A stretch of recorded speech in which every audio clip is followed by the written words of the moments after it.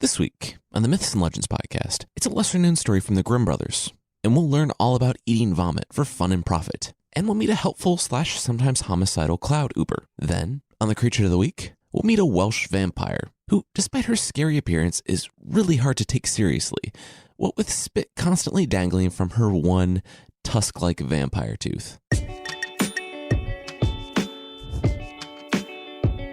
This is the Myths and Legends podcast.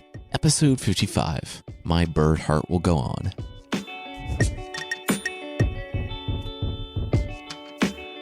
This is a podcast where I tell stories from folklore. Some are incredibly popular stories you think you know, but with surprising origins. Others are stories you might not have heard, but really should.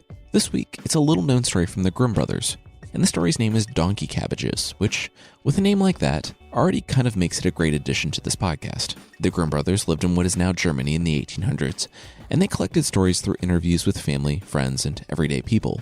They didn't come up with the stories, and they deny any embellishments or additions. I mean, who would do that? Who would add things to otherwise dry or inscrutable folktales? That's just disgusting.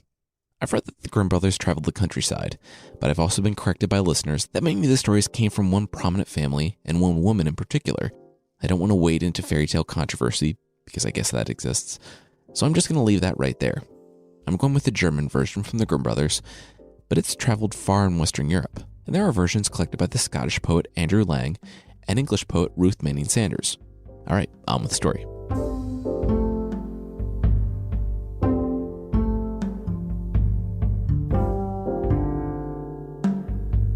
The huntsman had been laying in the bushes for hours, and then he saw it. A massive buck. His stomach grumbled. This would go a long way in helping him survive. He put his finger on the trigger and exhaled, and the buck bolted away from the hunter. The hunter sighed and put his gun down. Then he heard the reason why the buck ran off. An old crone, or an old woman, shuffled slowly along the path in the forest, her feet dragging on leaves, twigs, rocks, everything. She was like 10 feet away from the hunter and moving as quickly as her hunched and weakened body would allow, which was not very quick at all. The hunter turned around and said hi. He would just wait for her to pass. And wait he did. In 2 minutes, though, the crone had only shuffled another few feet. Then he made the fateful decision of striking up a conversation with a wizened old crone in the dark forest. Something that's either the best decision or the worst decision that you'll ever make. He asked her, "How's it going?" She said, "Oh, pretty terrible. I'm starving and thirsty and traveling alone through a dangerous forest, talking to weapon-wielding strangers." So, fairy tale stuff. He said politely, and maybe meaning it, "Well, I'm sorry to hear things are rough. Is there anything I can do?" She slowly turned to look at him. Well, seeing as she was starving and food costs money, the huntsman could give her some money. I don't know if it crossed his mind that not giving alms to a woman who had a very high probability of being a witch was probably a bad idea, or if basic human decency kicked in as he watched this woman, clearly starving and painfully moving at a few feet a minute through the forest. He sighed. Yeah, he had money on him. It wasn't much. He was suffering too, but he could spare a bit so that she might be able to eat tonight. Her face lit up when she saw the coin, and she took it in her cold, wrinkled hands and put it in her cloak. She thanked him profusely and then smiled. She had something for him, too. He had a good heart and a gun. If you walked down this road, the way the old woman had come, then he would see a tree. By that tree are 9 birds. What makes this a noteworthy tree of 9 birds is that they were all fighting over one cloak. The birds had great taste in cloaks, too, because this one was magical. The old woman said that if the young man puts it on and thinks about a place, he will instantly go there. All he had to do was take that gun of his and shoot one of the birds, and then that cloak is his. Then, it gets so much better, he would just need to pick up a fresh bird corpse and tear it open to find its still warm heart. If he plucked that tiny little bird heart out and ate it, then he would wake up with a gold coin on his pillow every morning from here on out. Okay, the huntsman said. So what you're saying is up the road there are 9 birds twittering in the air, with a magic cloak suspended between them, and if I kill one and eat its heart, then I'll get gold on my pillow every morning. That about cover it? The old woman smiled and nodded. Yep, that was it. All right, said the young huntsman. That totally sounds real. Thank you so much, surely not crazy stranger in the forest." She said, "You're welcome," and thanked him for his generosity, and continued on, except that it was at her same pace, and after about a minute, she had only shuffled a few feet. With her shuffling feet, there was absolutely no way the hunter was going to get more hunting done. He picked up his gun and left. He knew of better spots, and while he was walking, he realized he was heading back the way the crone had come, and he heard chirping. A lot of it, like 9 birds worth. No way, he thought to himself. This can't be. He emerged into the clearing, and there it was. A magical cloak being held in the air by the virtue of 9 birds fighting over it. The huntsman knew what he had to do next. If the old lady was right about this, she might just be right about the magical properties of the cloak and the bird heart. The 9 birds, each being equally ill-equipped to grab a heavy cloak in midair and fight 8 other birds for it, were pretty distracted. The huntsman had a lot of time to load his gun, sit down, aim, and take the shot. The bird didn't really even stand a chance. They were all so busy fighting amongst themselves for a cloak they couldn't possibly wear that they missed the danger until the shot rang out. The others scattered, but the bird that was hit dropped to the ground with the cloak. The huntsman picked up the cloak and draped it over his arm, and he was about to test it out when he remembered what the crone had said. If he ate the heart of the bird, then he would find a gold coin on his pillow every morning. Okay, so I looked this up. The current price of gold in December 2016 is about $1,200 an ounce. In today's dollars, that's like getting $600 per day just for waking up, given a coin weight of about half an ounce. Gold prices are around record highs though, and even going back as far as 1914 and adjusted for inflation, you're still looking at about $400 per ounce, or around $200 per day. So yeah, the amount this huntsman would get just for opening his eyes in the morning is somewhere between $73,000 and $219,000 per year. I put out a poll on Twitter. I'm at Myth Podcast if you want to follow the show, and 90% of the followers said that they would either eat the heart immediately, no questions asked, or would absolutely consider it, depending on how long the bird was dead. Personally, for that amount of free magical money, I would eat it in a heartbeat, pun absolutely intended. Despite medical care in the early modern period being less than ideal, the huntsman agreed with me and most of the Myth Podcast Twitter followers.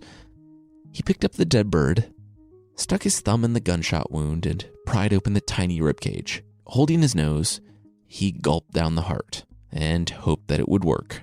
The huntsman wanted to try out the cloak, but he had never been more than a few miles from his home. Then he shrugged.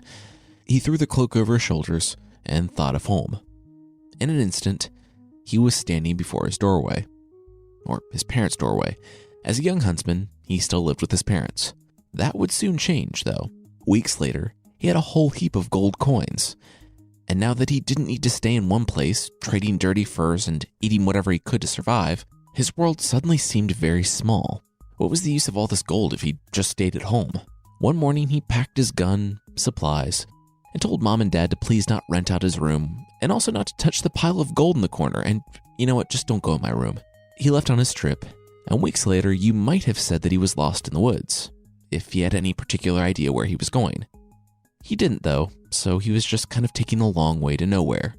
In the middle of the dark forest, there was a spooky castle. In the castle, doing whatever it is evil witches do with their downtime, the witch looked up and gasped. Someone was coming. Someone with a bird heart in his body. She rushed to her beautiful young daughter, a witch in training. She told her daughter that there was a man about to emerge from the forest who had a wonderful treasure in his body. It was more suitable for the witches than it was for him, so they had to steal it from him. The daughter said that she was not super excited about stealing an object from another human's body, and said that she wouldn't hurt the stranger. The witch sighed. They really needed that 78 to 219 grand a year. Sure, they were magical, but castle ownership isn't cheap, and utilities alone were ridiculous. She was standing next to a stone wall with a tapestry for insulation? Drafty doesn't even begin to describe it. I'm being ridiculous, of course. But the witch was deadly serious, and generally very unpleasant. She looked at her daughter. Either you hurt him, or I hurt you. The daughter looked at the ground. She knew her mother was capable of it. She had done it before. The daughter asked what she should do. The mother witch said to go stand out on the wall and invite him in. Then get the guy really drunk.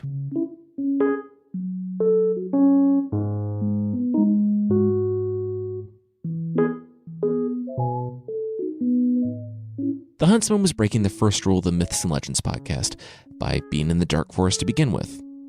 It happens, but he almost kept himself from breaking the second rule and going into the spooky castle. Almost. That is, until he saw the beautiful young witch on the wall, waving for him to come in and say hi. A few hours later, he was enjoying pleasant company with a beautiful young woman, and all of the suspiciously strong ales he could ask for. And even some he didn't ask for. In less than an hour, the young man stood up abruptly from the table and ran to the nearest balcony. He almost made it, too. The vomit hit the floor inside. They found him curled up in a corner sleeping, the magical cloak wrapped around him. The mother and daughter walked to the mess, and the mother looked down and plucked something no bigger than a grape from the vomit. It was the bird's heart, which, rather than being digested, was just apparently lodged in his stomach, and one heavy night of drinking away from being shaken loose. The mother inspected it and smelled it.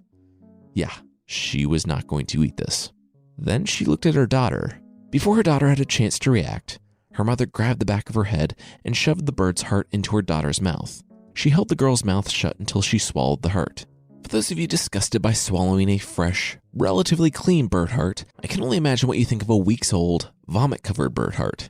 Also, when it comes to digestion, it's a magical bird heart that gives you gold under your pillow every morning, so I don't think we can be super picky when it comes to realism.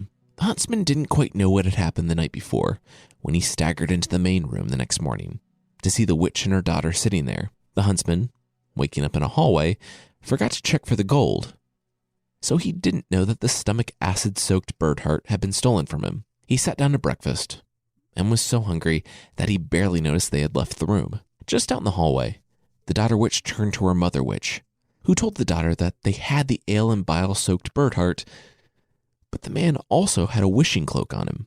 Do you know how many birds die annually fighting over wishing cloaks? We must have it. The daughter said no. No, we've taken all of his wealth from him. We can leave him his wishing cloak. The mother nodded and calmly went to the door to the main room where the huntsman was eating and closed it. The daughter immediately knew what was happening and apologized to her mother with tears and pleading. She would do it. She would help her steal the wishing cloak. The mother said that she knew the daughter would help, but she still picked up her staff. The huntsman in the next room couldn't hear the blows or the crying. A few hours later, the huntsman and the daughter were walking along the walls of the castle, looking out into the distance. The huntsman couldn't take his eyes off her, but she looked so sad. He asked her what was wrong, and she pointed to the mountain in the distance, miles and miles beyond the forest, barely visible on the horizon. She said that it was the Garnet Mountain. It was leagues away and unclimbable, but there are precious stones there, diamonds, rubies, and garnets, of course, and they grew like wildflowers. She desperately wanted to go there. He laughed. Is that your only problem? She gave him a wholly unconvincing nod, and thought of her mother as she said it. Yep, that was her only problem. He said that was so simple. He grabbed the edge of his wishing cloak and draped it around the young witch. In an instant, they weren't in the poorly insulated, underinsured castle, but standing on a warm, grassy hillside, surrounded by magnificent gemstones sprouting from the ground.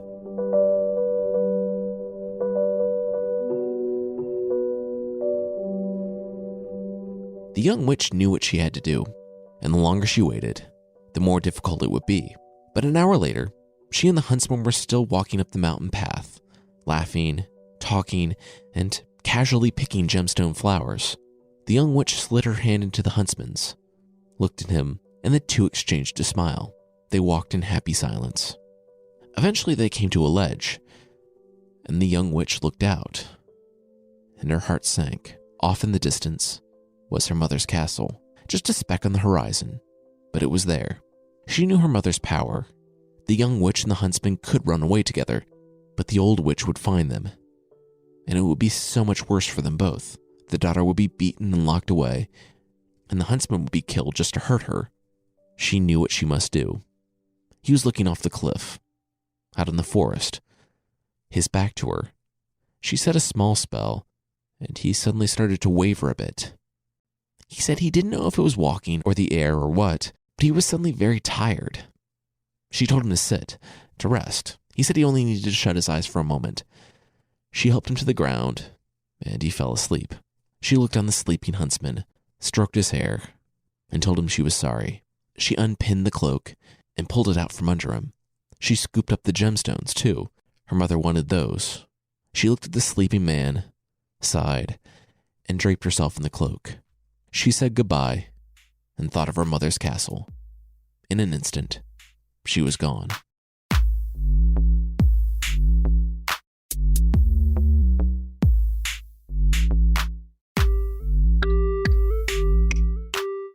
The huntsman felt the ground shaking.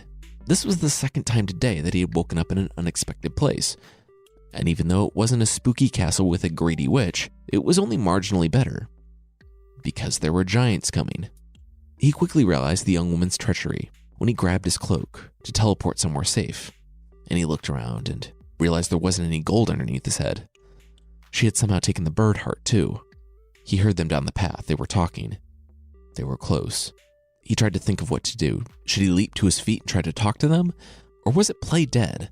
Or was that just a thing you do with bears and not giants? His decision was made for him, because the giants turned the corner and saw him there, sprawled out on the ground. There were two giants making their way up the mountain. One looked down and saw the huntsman lying dead before him. He said, "Oh, that's sad. Don't you hate it when earthworms crawl out on the road and die in the sun?" His friend slapped him on the chest. "No, you idiot, that's not a worm. That's a human." The first giant looked down at the huntsman in disgust. "Ooh, gross. That's so much worse. It just came up here to die? I'm gonna step on it." "Why would you step on it? It's already dead. You'll just get blood and stuff all over your shoes. Just kick it off the cliff if you're gonna do anything," the second giant said. The first giant paused. "Nah," he said. "I changed my mind. I don't want to get any of it on me. Let's just step over it." The huntsman, holding his breath, felt the giants step over him and heard their voices begin to fade as they made their way up the mountain path.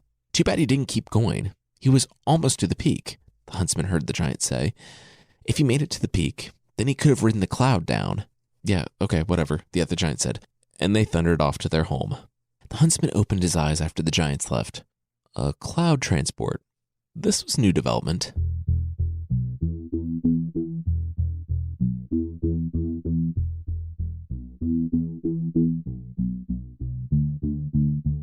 Okay, so the cloud transport is kind of fun and kind of disappointing. At the top of the mountain was a cloud Uber that would carry you wherever you wanted to go, though I guess in this case it would be more like Lyft. I'm very sorry about that pun, and I would understand if you didn't listen to this podcast again. We are given no information about the cloud, so I'm going to give him a name. Hans. Hans the Helpful Cloud. Hans the Helpful Cloud just helped lost strangers out of the goodness of his anatomically unlikely heart. He helped people escape the mountaintop and send them on the next steps of the journey that is life. He sometimes dropped people, but only occasionally. I would imagine dropping people for fun is something you kind of grow out of when you're a cloud. Regardless, the huntsman was spooked by the prospect of being dropped from the sky by Hans the helpful / sometimes homicidal cloud, and said that he would prefer to be let down basically anywhere. How about that cabbage patch?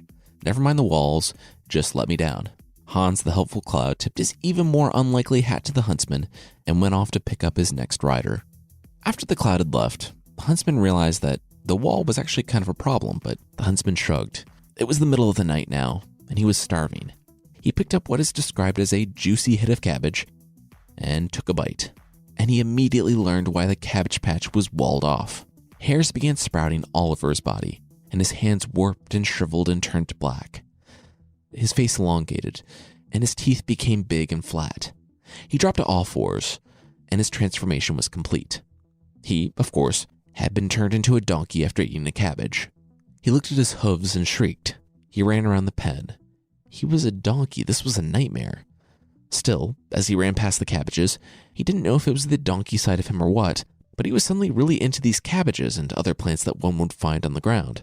He stopped on the other side of the pen and started munching on that juicy cabbage, and his hooves became soft and fleshy, sprouting fingers. His face returned to normal, and he could stand. He was human again. The huntsman, rejecting all the instinct I would have to run from the cabbages that just turned me into a donkey, stopped climbing halfway up the wall. He lowered himself, and he looked at the cabbages. Then, he had an idea.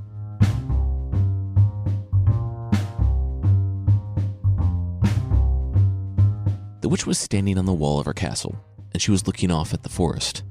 It had been weeks, and she had amassed quite a pile of gold from her daughter swallowing the bird heart, and that 71 to 219 grand per year would be put to good use. Then something caught the witch's eye. Someone collapsed on the edge of the forest. She threw on the wishing cloak, and in an instant, she was standing before what appeared to be a servant. Partially from trying to re-find the witch's castle nestled deep in the dark forest before the cabbage rotted, and partially because he was a mediocre master of disguise, the witch didn't recognize the huntsman. Now, the young man she thought was just some lowly messenger appeared to be parched and exhausted, and he could only say one word: salad. The witch sat the young man at the table and gave him some water when they made it back to the castle. The young messenger said he was from the king, and the king had sent him out to find the most delicious salad in the world. The messenger had found the salad, of course, but now it threatened to wither in the hot sun. He needed a horse for the king.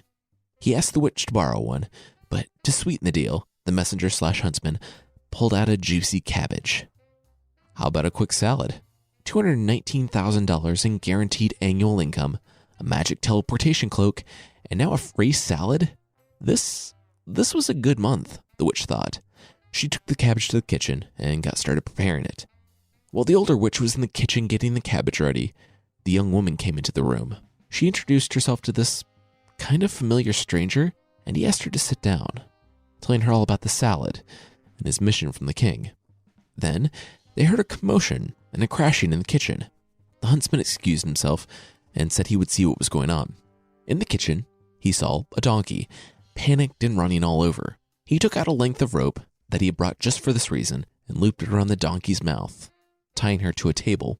Then he picked up the prepared salad and took it out to the daughter. He almost felt bad about it, but the love he felt for her made his bitterness all the worse. He thought they had something, but she had lied to him, stolen from him, and left him to die on a mountain.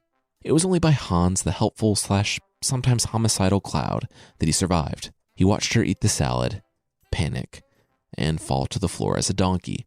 When he rubbed the disguise from his face, the donkeys despaired, in whatever form that would take for a donkey. They had been beaten. It was difficult to get them together, and then out of the castle, and even more difficult to get miles down the road, to their closest neighbor, a miller. The huntsman had dug through the witch's things and found a small pile of gold coins from the bird's heart, and so he made an unusual offer to the miller. He told the miller that he was going to give the man these donkeys, and he was going to give him a pile of gold to take care of them exactly as the huntsman said. The miller said, "Okay, so what do you have in mind?" The huntsman said that the older donkey was to be worked however the miller wanted, but only given 1 meal a day and beaten 3 times a day. The miller was surprised when the donkey squealed in panic, as if she understood. The huntsman then said that the other donkey, the younger donkey, the one who looked like it would leave someone it cared about on a giant-infested mountain with only half a thought, was to be given 3 meals a day and no beatings. The miller agreed to the kind of sad amount of donkey beating, and the huntsman left. But he allowed himself one look back at the sad, younger donkey. She had a pained, regret-filled look on her face, as far as that was possible for a donkey, and that would be the last time they saw each other. That week, the huntsman tried to continue on with his adventures. He got lost trying to find the castle again, and forgot to get the young woman to throw up the bird heart. So he was as bad off as when he saw that old woman in the woods, in what felt like a lifetime ago. Worse, he could not get the young woman out of his mind. He had cared for her, and even though her donkey life wouldn't be as bad as her mother's, it was still a donkey life, and he had loved her. Finally, he couldn't take it, and started making his way back to the mill. He had the now withered leaves of cabbage that would turn the young woman back. He was going to do the right thing. When he arrived at the mill, the miller met him at the road, with his hat in hand. He had bad news, and he had worse news. The bad news, the young donkey wasn't eating. She was in deep despair, and she would be dead soon. The young man panicked and gripped the cabbage in his pocket. He demanded to know the worst news. The miller said that the older donkey, that kind of reminded him of a super evil and abusive witch that lived nearby, was dead. Maybe it was the beatings, maybe it was the lack of food. The miller didn't know. He wasn't a veterinarian. The huntsman said, Oh, no, that wasn't bad news. Don't worry about it. Let's go see what we can do about that young donkey.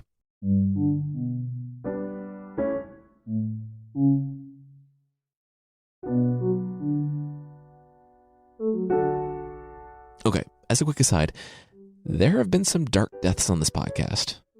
I'm looking at you, Volsungs. But being transformed into a donkey, starved, and being beaten thrice daily just for the offense of grand theft Birdheart is one of the darker deaths. I mean, she was an evil, abusive witch, but I guess the huntsman didn't know that.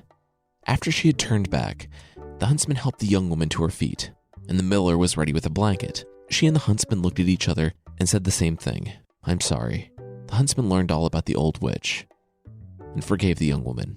She basically had no choice. She understood his anger and forgave him for turning her into a donkey and inadvertently killing her mother, though she took that pretty well. She said that she had the cloak back at her castle and that she would be happy to vomit up the Birdheart. He declined and said it didn't matter. He didn't want to leave the young witch again. He came back for her because he loved her. The gold that resulted from a vomit-soaked 6-month-old Birdheart could be their gold that resulted from a vomit-soaked 6-month-old Birdheart. She said, "You had me at vomit-soaked 6-month-old Birdheart."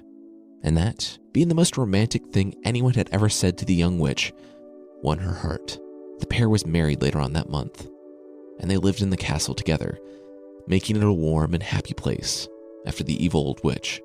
Even though they had a cloak that could take them anywhere, and money to do anything, they hardly used either.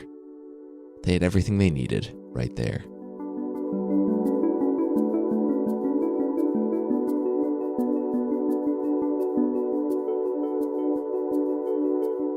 I've read that the Grimm stories occupy a strange place between when folktales were for adults and when they transformed into fairy tales for children. So much so that the later versions add a bit of violence and evil authority figures getting what they deserve, because the kids love that. That could be why the evil, abusive witch mother was transformed into a donkey and then starved/beaten to death. Fun times. Also, if you're wondering about the Birdheart, well, so am I. I did a lot of research into this and found some very fun folklore beliefs regarding animal organs, but I can't find anything that tells me exactly why a Birdheart would give you gold every morning. Many times things like hearts and organs could be seen to cure illnesses and give other benefits, but a daily gold stipend seems like a bit of a stretch, even for folklore medicine.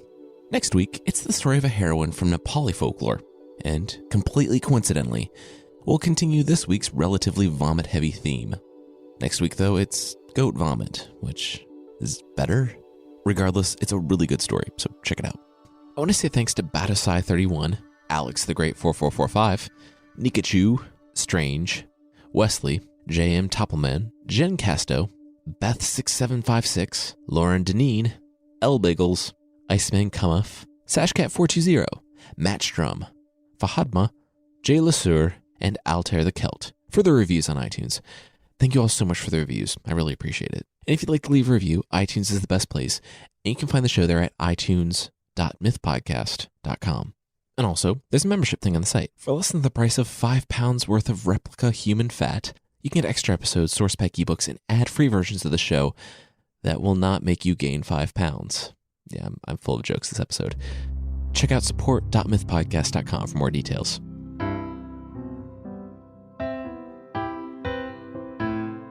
The creature this week is the Gracchus-Feben from Wales, and I've tried on that pronunciation. That's as close as I'm going to get. This creature is not a nice one, and it kind of reminds me of the Dullahan from Ireland, in that it is so over-the-top evil that it's almost funny. Almost. It's a vampiric monster with leathery, bat-like wings down her side. She wears a cloak that forever shrouds her face in darkness, and that's a good thing, because underneath it's kind of terrifying, but mostly just pretty ridiculous. She has a constant string of drool tinged with blood that hangs from her one sharp, tusk-like tooth, right below her large nose with one nostril. If that's not weird enough, well, she has a barbed tongue, a greenish tint to her skin, clawed, webbed hands, and, I read, infamously long, super thin breasts. I don't know how anyone knows this, though, because anyone who sees her true form goes mad instantly. Being vampiric, she does the classic vampire stuff, though I would imagine it takes some care, and she needs to delicately place her one hollow tusk tooth in someone's neck without accidentally impaling them. That has to be harder than it looks, especially without waking them up. Anyway, she lives in secluded forests, and she knows when someone of Welsh descent is about to die. She actually tries to be super helpful in this instance. If you come by her crossroads in the middle of the night, that's when she's active, she'll scream out, right next to you, in the middle of the night, As it turns out, most of the people she knew were going to die from the Guaca treatment warning them about their death. That's it for this week. The theme song is by the band Broke for Free, and the Creature of the Week music is by Steve Combs. Other music is by Paddington Bear and Blue Dot Sessions, and there are links to even more music in the show notes. Thank you so much for listening, and I'll see you next time.